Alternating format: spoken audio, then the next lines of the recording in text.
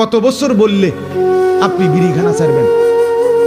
কত বছর পরে আপনি বুঝবেন যে আপনার ঘরে রঙিন টেলিভিশন বন্ধ হওয়া দরকার? কত বছর বলার পরে আপনি বুঝবেন যে সুদ হারাম?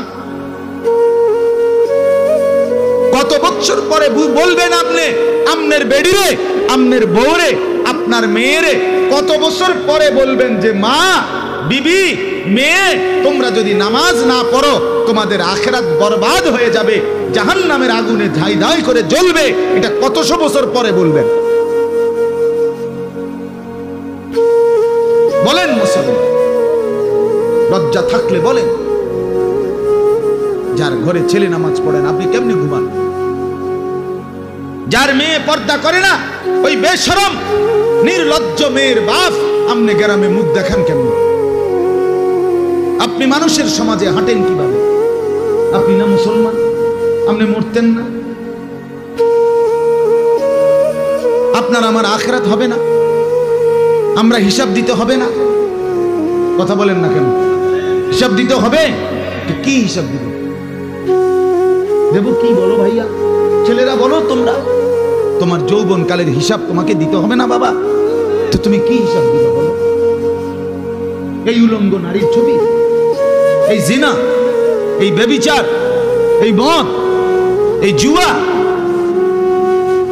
এই মাসের পর মাস নামাজ নষ্ট করে দেওয়া, কি বলবা তুমি আল্লাহর সামনে?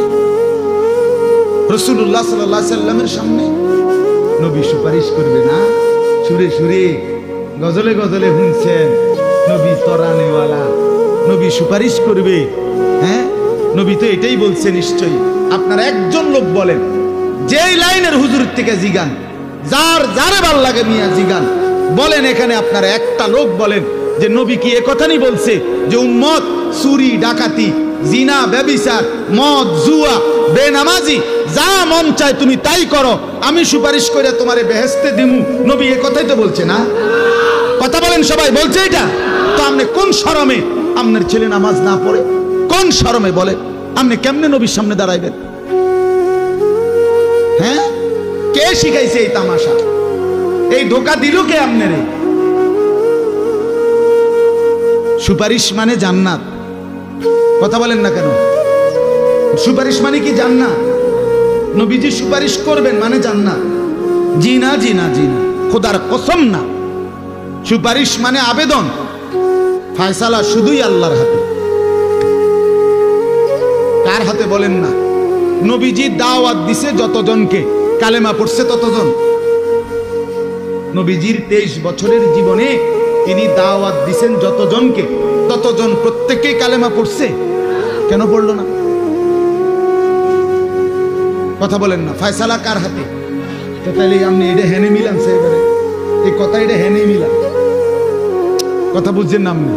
এই হুবহু এই কথা এটা হাসরের মাঠে মিলান, যে ঠিক এখানে যেরকম তিনি দাওয়াত দিছে তো অনেক জনকে, কিন্তু হেদায়েত ঈমান আনছে শুধুই আল্লাহ ফায়সালা দিছে তাক যার ব্যাপারে, সেই ঠিক কিনা বলেন? ঠিক, খোদার কসম। সুপারিশ তো করবে তিনি সমস্ত উম্মতের জন্য, কিন্তু জান্নাতে যাবে কেবল আল্লাহ ফায়সালা দেবে যাকে তাকে।